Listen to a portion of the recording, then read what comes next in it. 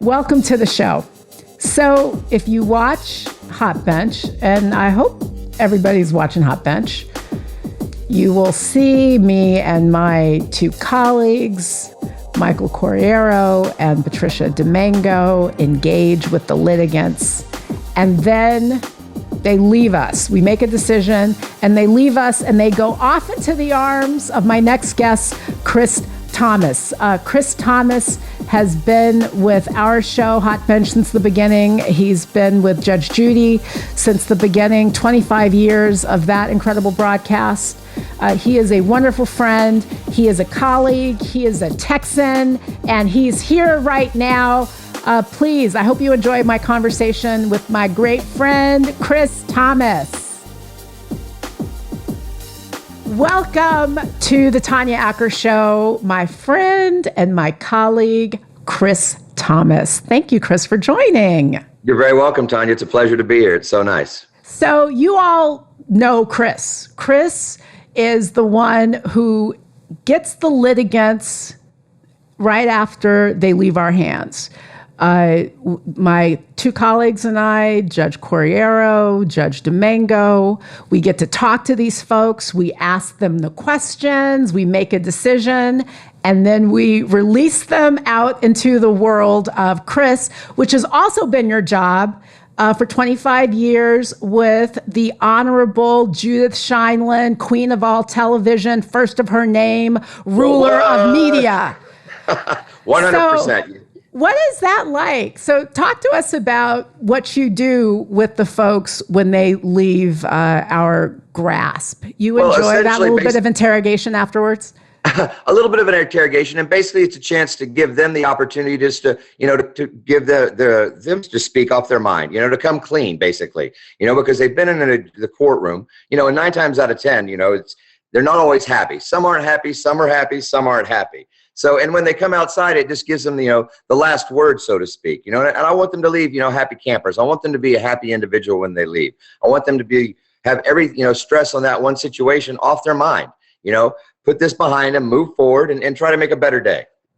Because you are so happy. By the way, you are, you've been with Judy for 25 years. You've been with our show, Hot Bench, since the beginning.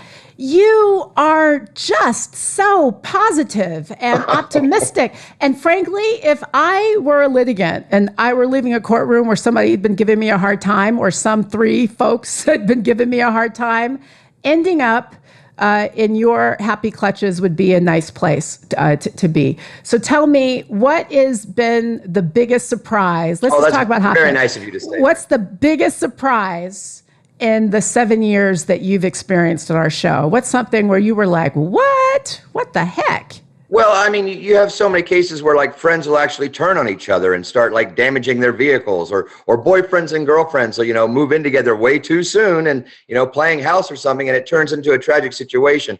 The biggest surprise is to see how human nature, I guess, really is. People hope for the best, but sometimes it just doesn't work out that way. And fortunately, there's forums like, Judge Judy and Hot Bench, where people can come out there and adjudicate it, make their peace, and move forward in a different way. I mean, I love the cases where the dogs, and we have animals and stuff, and you're such an animal advocate as well as I am, and you want the dogs to have the best home possible, or the cat to have the best home possible. You want that person to really genuinely want to care for that animal, because they're family members like everybody else. Speaking of dogs, you ended up with a new member of your family as a result of one of Judge Judy's cases. Tell us about that. Tell us about that little bugger that ended up in your home. Well, that's so sweet of you to bring her up. Our little Foxy Lee, she's a little peekapom. She was on a case on Judge Judy, and it turns out that the owners had just not really neglected her. She wasn't being fed the proper food. She was undernourished, malnourished. The daughter had let the mother borrow the dog, and the pit bull had attacked the little Foxy, put her into seizures. Then she went back home. So she was really just a really undernourished, neglected little animal, and Judge Judy saw right through that, and lo and behold, this would be the second dog that Judge Judy has given us. We received a Basset Hound many years ago, and God rest her soul, we had to put her down last year due to cancer, but she had a great life. And now we have our little Foxy Lee. So, I mean, fortunately, that's what it tells me and my wife Lisa is the fact that Judge Judy believes in us enough to take care of these little animals, because we do believe, with all of our hearts, that they are family members. And it's just like all the judges, just like you and Judge Domingo and Judge Corriero, is y'all want the best for everything. Y'all are actually really good people, and people don't get to see that outside of the court arena. You actually have good hearts. You want the best for individuals, and you want them to be the best they can possibly be too. And you're in a tough situation. You have to adjudicate really acrimonious situations where people aren't very happy. And fortunately, y'all get to the truth, and it always works out for the best. So kudos to you. That is really high praise coming from you, my friend. Very much appreciated. How did you get into this business? Chris Thomas, a bunch of people right now are listening to us, watching us, maybe thinking about making a pivot of some sort in their lives. Some folks are trying to figure out how to pick up the pieces and move on. Tell us a little bit about how it went from Texas to Hollywood and how you found your success here. By the grace of God, to be perfectly honest with you, nothing but blessings. I mean, that's just it. Fortunately, I came out here in 91, went to the American Academy of Dramatic Arts, wanted to be the actor, tried doing that, did a little bit of the acting stuff. Then I went to the LA Connection Improv School, wanted to do comedy. And the acting stuff was being a little bit difficult. And I got a call from one of the co-executive producers at the beginning of Judge Judy to work on a pilot for Lifetime. So I basically jumped at the opportunity. I was asked if I could be a location manager. I'd never done it before, didn't know what it meant. And I said, but I could do it. I will give my best shot. So you learn how to do something through trial and error. And fortunately, he liked my go-getting attitude and just my persistence, and I guess my attitude. And that's a key thing too, is always have a positive attitude, because it's almost like you reap what you sow. You want to put out what you want to get back. And after that, he brought me on to Judge Judy, and I was the production assistant, where you get in the car, the sodas and the ice, and loading up the craft service and helping out with the litigants and organizing everything. And our first days in Judy, it was a really, really hot day. I think it was in July or something when we had our first taping episode. And I had hauled in cases of sodas and cases of ice and loaded up the craft service, fruits, vegetables, bagels, donuts, and everything. And I'm just dripping sweat from all this hot and heat and stuff. And I'm in an air-conditioned studio, and they wanted to do the interviews like the old People's Court, like Doug Llewellyn. What did you think of the decision? But they weren't going to pay. They didn't want to do SAG and after. They hadn't planned on that. And it was so last minute. And they had asked the producers, you want to do the interview after your case? No, I don't want to talk to the litigants after the case. And they went through a list of about 6 or 7 people. And I'm standing there by the craft service table, and I'm like, I'll try. And they said, give Chris Thomas the microphone and the headphones. And 25 years later, it was just, by the grace of God, like I said, it's just very fortunate. So I guess the lesson is you're capable of doing anything. If the opportunity presents itself, grab it with both horns, because the opportunity was given to you by a gift. So you may as well just take it and hope that you can run with it and make it work out for the best. That's great advice. It's scary sometimes to try a new thing when you've never done it. You said that you were offered the chance to be a location manager. You were like, yeah, sure, but you'd never done it before. Correct. What did you do? So what's your advice to people about how to get ready to do something brand new? How do you start something brand new that's outside of your wheelhouse, but that's an important step in wherever else it is you want to go? Well, the truth of the matter is what I did is I just called other location managers, and I asked them after, I had committed to doing it, what exactly does your job entail? And they described what they do, what their services were and provided. And when you learn that and you just start applying those procedures and those thoughts and actions, 9 times out of 10, it worked out. It worked out for the best. If you get positive advice from positive people in that field, then you can just start taking it in your own direction and making it your own. Yeah, and we have so many more resources now than we used to get information now, right? I mean, yes. Everybody, we bemoan Facebook and all of that. Some people do. I kind of like it. I think it's a good way to stay in touch. You got to just have your boundaries. But there are all of these ways now that we can go online and learn things that we didn't used to be able to do. Oh, Tanya, you just hit the nail on the head. I mean, when I first started back here, it was basically the Dewey Decimal System at the library. I remember the Dewey Decimal. We're like the same age, brother. I remember Dewey Decimal.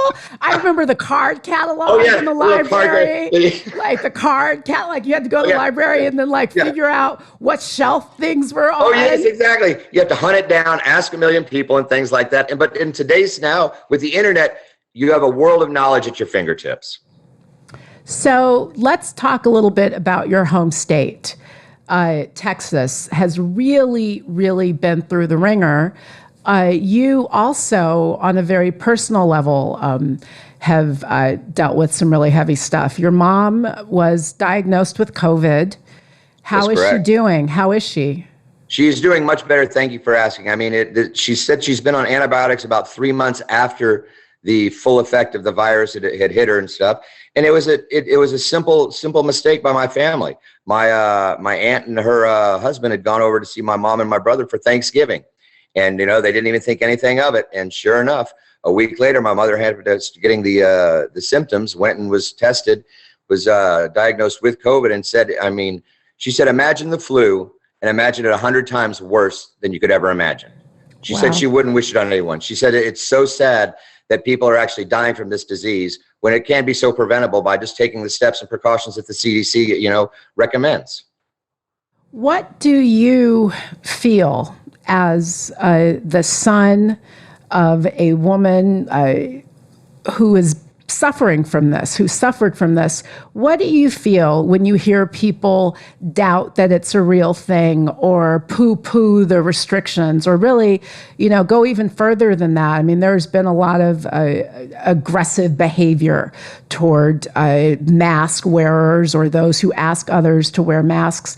How does that impact you personally when you see some of those reactions? I feel a little bit of anger, to be honest with you, because it's selfish for you to not consider other people's feelings in this world. I mean, we're all in this place together, and it's not just your place that you live in. You've got to share this planet with everybody else. And when certain recommendations come from, high-ranking officials where we should take these precautions and do it, you should follow those precautions. That's why they are up in that power. That's why we have a CDC, and that's why we have an FDA. We have all these organizations to help protect us. And the fact of the matter is, if these people that don't believe it and stuff, I ask you just to go to a hospital ward.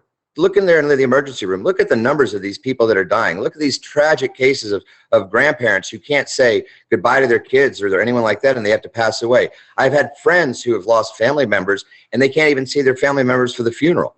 They have to, have them cremated or done a different type of service because of the fact they can't be exposed to the virus. So there's so much heartache and going on and stuff. And I mean, everyone's entitled to their own opinion, but when it comes to affecting other people's, well-being, aren't you being a little selfish yourself?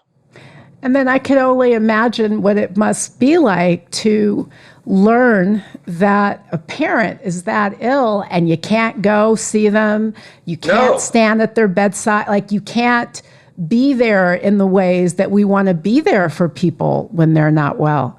That's exactly right. And I mean, it's almost mind-boggling to think that here we are almost a year in later, Tanya, and we're still having outbreaks, and the virus is still going on. Granted, there's a vaccine, and everyone should go out and get vaccinated so we can try to get back to somewhat of a normal life. But it's just tragic to think that, this country couldn't handle the situation a little bit better and make a national order so all states aren't going against each other. There should have been some unifying thing that everyone just followed the protocols, and maybe we'd, move on to a better situation.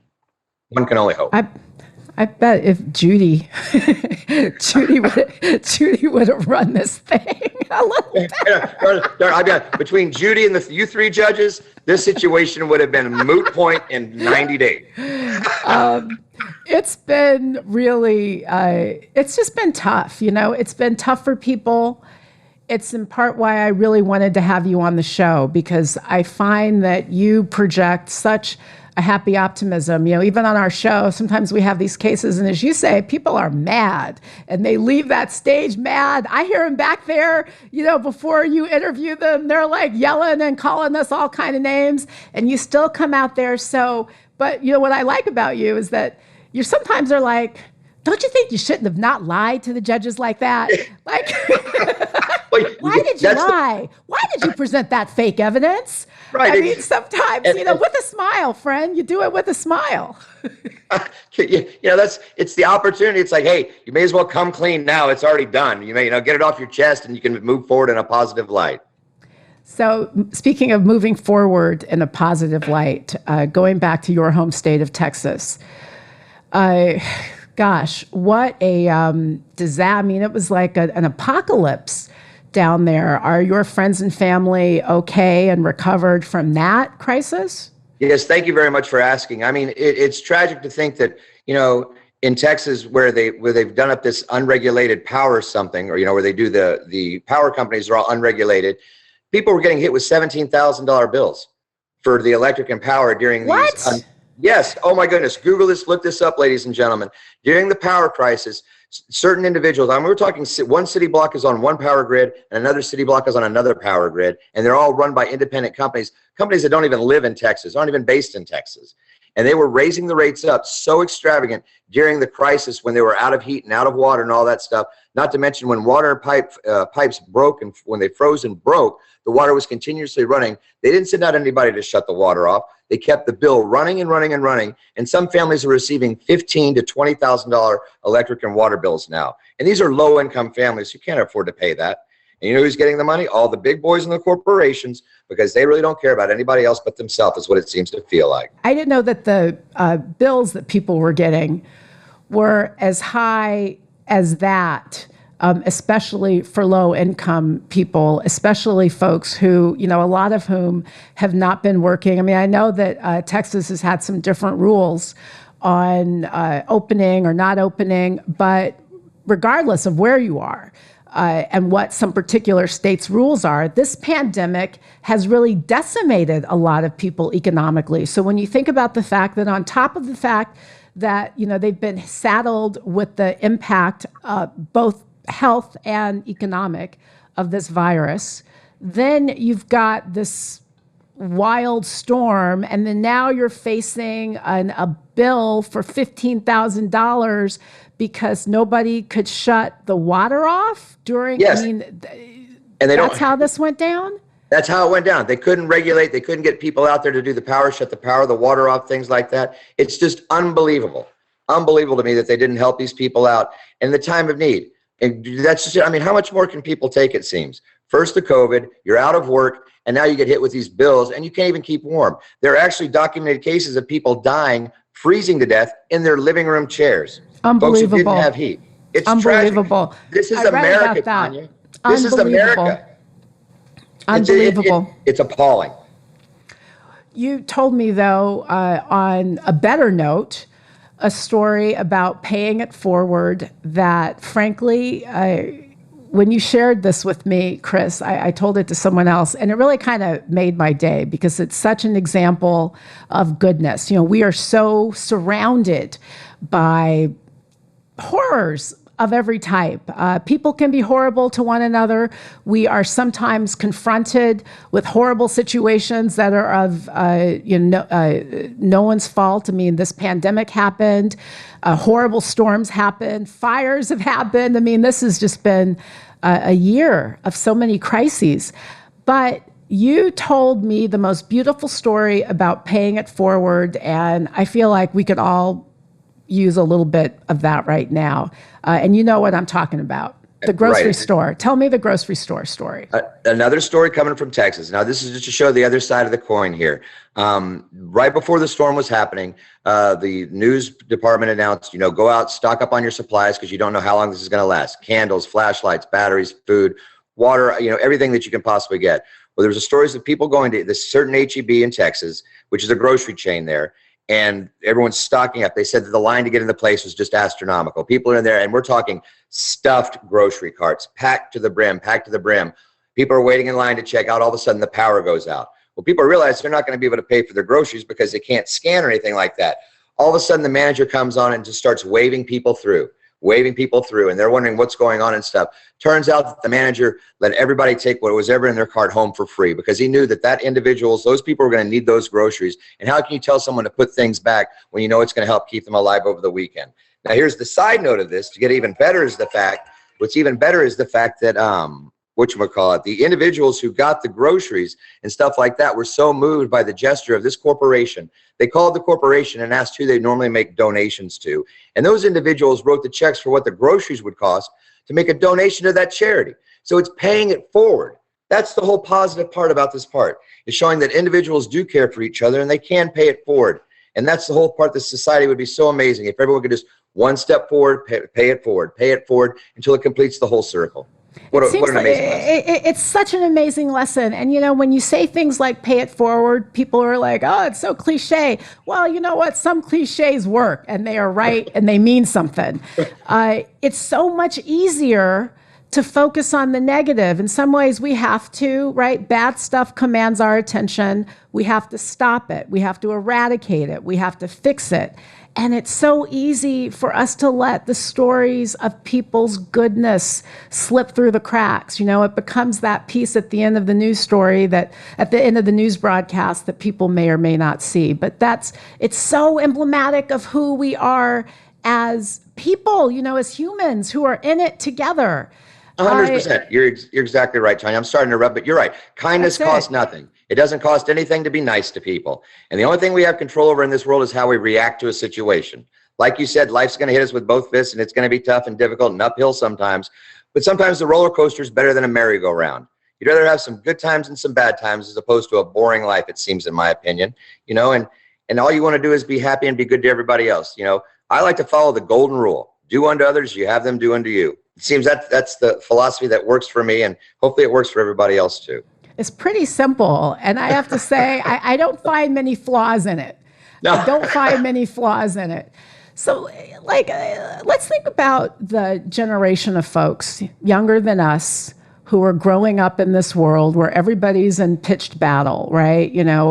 I am from California, you're from Texas. The Californians and the Texans, are culturally at war. Like the country is in the middle of cultural warfare. A lot of us don't like each other. We are acutely focused on the things that keep us apart. And there are many of them. Some of them we do have to pay attention to. I don't give short shrift to any of that stuff. I think that part of what these times mean is it's a time really to kind of figure out what you're about, what you're fighting for, what's important to you, and what's not. So I don't want to give short shrift to that, but I think it's also a good time to remember that there are some things that pull us together, and that we can sometimes find allies and friends in places where we're not necessarily expecting to. So what's your advice for young people growing up in this age of Facebook and constant cultural acrimony? What do you say to the young kid who's like, I want to break into the business, I want to do X, Y, or Z, but it's hard because there's just so much negativity. People are constantly telling me, I can't, or I shouldn't. What's your advice to those folks? Well, the first thing that, my father taught me when I was growing up, and God rest his soul, was the fact that, really the worst that someone can say is no. So always ask questions. You can go out there. If you want to break into the field, inquire, talk to people. And like we were saying with the internet, you have all the avenues in the world to reach out to any of these companies. If you want to get into voiceovers, or if you want to get into, acting and things like that, reach out to these schools. There's so many professional organizations that can help you out, and give you the right leads and things. Talk to people, get into small theaters, do small productions, get something underneath your belt and see if it's something that you really want to get into. But the sky's the limit, really. Truly, the sky's the limit if you put your heart and your mind to it and you follow what you really believe in. 9 times out of 10, you're going to land on your feet. What's next for you, Chris Thomas? Don't leave us. No. Well, don't leave us. No, not at all. But what else? What else you got cooking? Tell us what else you got cooking. Right now, I'm just, we're finally getting, it's been a long time coming, it seems, and it's such a beautiful thing. Finally, starting to put together a little reel and demo things, and like I said, I love being with the productions. I love the Judge Judy show, and I love Hot Bench so much. We're like a tight knit family there, which is an amazing thing to me, and it's such a blessing to be able to wake up and go to work every day and enjoy what you do. And that's truly what we should all strive to find, is to really enjoy what you do. So as far as I'm concerned, put my hand in the good Lord's hands and, just keep moving forward in a positive light. That's all I try to be. Well, you were there at the beginning of Hot Bench, and you always made it such a warm, welcoming environment. You have always been a light. I will say that. Just a true light and a true beacon of positivity. You're so nice. But from the beginning, you've been with the Honorable Judith Scheindlin for 25 years. I've learned a lot from her. I can't even begin to, I don't even have the time here to mention all of them. But one of the things that Judy has really gifted me with is a real appreciation for the fact that, you should find fun in life. It is important to find fun and find happiness and things, work is hard, but you should also be able to find some joy in things. And she's really someone who's like reminded me and frankly made it possible, given this incredible opportunity that she gave me on Hot Bench, to look for the joy and to make sure that I'm finding and making joy in my life. What's been her greatest lesson to you? It's been, like you said, it's just been an amazing journey to be part of the Queen Bee production team and the family and everything there from the get-go. I'll be honest, when I started, I was just a naive little 25-year-old, kind of, fresh off the boat, it seemed, from Texas. Didn't really know what was going on. And then Hollywood can be a tough place. There's a lot of, people who will kind of take advantage and stuff. But to meet someone like a Judge Judy who really inspires you, I mean, she's almost been like a mentor to me. Show me that the truth is always the right way to go. Even if the truth is the wrong, it hurts to say at the moment, the truth is the best way to take it. And like you said, she's such a positive influence. She does so much work to help people out. She benefits people. She helps people. She's a grandmother. And that's what people don't really realize is all of you judges are human beings also, and you're all sensational human beings outside the courtroom. So, I mean, it truly is a blessing. And, and like you said, Judge Judy just teaches you to be yourself. Because honestly, she can see right through you. I mean, most of you judges can see right through if people aren't telling you the truth. So, I mean, it's just a blessing. And like you said, find fun in life and just be good to each other. That's what she's taught me is to be good to each other, and that life really is meant to be enjoyed because you're only here once, and if you do it right, once seems to be enough. That's it. It's really funny. Once I think I was doing an interview and somebody was like, "Oh, what's Judy like?" I was like, "She's really lovely. She's very warm." They're like, "Oh, she's really warm and friendly." I was like, "Yeah, if you don't show up lying and trying to if you don't show up telling lies or trying to explain why you didn't do the thing you were supposed to do." Yeah. Well, in all fairness, Tanya, don't show up in your courtroom and lie to you, because I've seen you get into them a few times also. Not a fan of it. I mean, I really do believe, on a very serious note, our show is a show, but it's a real adjudication. And court is one of the last bastions of places where people have to prove things, where you're not supposed to be able to make things up. You're not supposed to be able to just, wing it with no consequence. You're not supposed to be able to sick the system on somebody for no reason. So when those things happen, I think that it's a real perversion of one of the last bastions we have for truth and fairness. So yeah, I don't like it. I don't like it either. But I do love you. Honestly, your lovely wife, you've got an incredible, so give the men, because I'm friends with your wife. I know all about your good husband habits. So why don't you give the fellas some advice? What's your advice for being a great husband? Your wife says you're a great husband. What's your great husband advice? And don't do this thing that's just do what she says. That's not it. That's the cliche of happy wife, happy life is a cliche for a reason. It's been there for a while. But the truth of the matter is you want to be best friends. You want to be best friends with your wife. You want to have fun. You want to show that you care. You want to listen. You want to be there. And honestly, I'm not perfect. I don't think anyone's perfect in a marriage and a relationship, but you want to be willing to work on it. You want to meet halfway. You want to realize that you're equal partners. There's no one above or below in the relationship.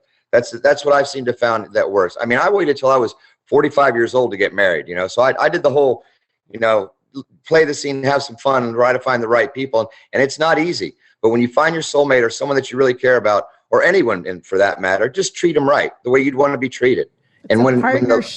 Partnership. Bingo. Do unto others. Do unto your partner as you would have your partner do unto you. You know what? Yes, ma'am. As it's not just a cliche. It's in the Bible. It means something, right? It means something.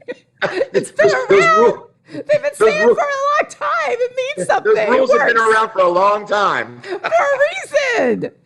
Oh, Chris Thomas, you are just the best. You're such a friend. You're a wonderful colleague. I love doing our show with you. I love having you there as a part of this family. And thank you, really. You have been with Judge Judy for 25 years. You were with our show from the beginning. You were a warm, welcoming presence from my day one. And I thank you very much. It's really an honor to work with you. Thank you so much. Thank you so much. It's an honor to be here, honor to be with you, and honor to work with you. I mean, and here's to many, many more years. You have a wonderful, wonderful day. Thank you so much. You too, my friend. Thank you. Bye-bye.